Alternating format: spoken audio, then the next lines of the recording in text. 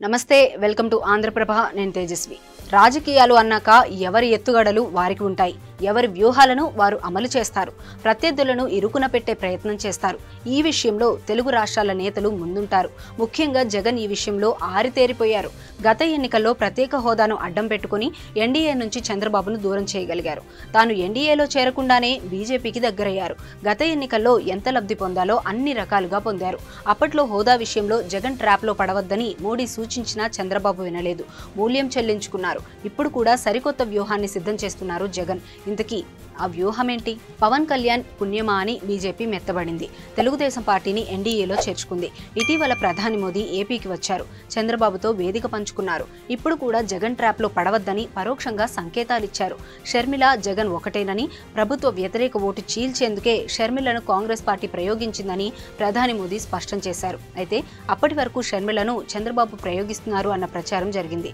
అయితే ప్రధాని మోదీ హెచ్చరికలతో అదో ట్రాప్ గా తేలింది దీని వెనుక జగన్ ఉన్నారన్న అర్థం బయటపడింది ఇప్పుడు వాలంటీర్ల విషయంలో సైతం జగన్ ఒక రకమైన ఆలోచనతో ఉన్నారు వాలంటీర్లు అంతా వైసీపీ సానుభూతి పరులే ఖచ్చితంగా వారు ఎన్నికల్లో వైసీపీకి సహకరిస్తారు ప్రత్యక్ష పరోక్ష ప్రచారానికి దిగుతారు కేసుల్లో ఇరుక్కుంటారు చాలా మంది ఉద్యోగాల నుండి తొలగించబడతారు ఎలక్షన్ కమిషన్తో పాటు కోర్టులు సైతం కలగజేసుకుంటాయి ఈ 2 నెలలకు వాలంటీర్ వ్యవస్థను పక్కన పెట్టాలన్న ఆదేశాలు తీర్పులు వచ్చినా ఆశ్చర్యపోనవసరం లేదు అలా రావాలని జగన్ సైతం కోరుకుంటున్నారు అప్పుడే ప్రజల్లోకి ఇదో ప్రాధాన్యత అంశంగా తీసుకెళ్లాలని జగన్ భావిస్తున్నారు ఇంటి వద్దకు సంక్షేమ పథకాలు తెచ్చేందుకు వాలంటీర్ వ్యవస్థను తాను ప్రారంభిస్తే విపక్షాలు దూరం చేశాయని ప్రజల నుండి సానుభూతి వచ్చేలా జగన్ తప్పకుండా ప్రచారం చేస్తారు అయితే ఇది పూర్తిగా జగన్ ట్రాప్ గా కనిపిస్తోంది కానీ విపక్షాలు మాత్రం అదే పనిగా వాలంటీర్ వ్యవస్థపై ఆరోపణలు చేస్తున్నాయి ఎల్లో మీడియా సైతం వారినే టార్గెట్ చేసుకుంది పరోక్షంగా జగన్ ట్రాప్ కు సహకరిస్తోంది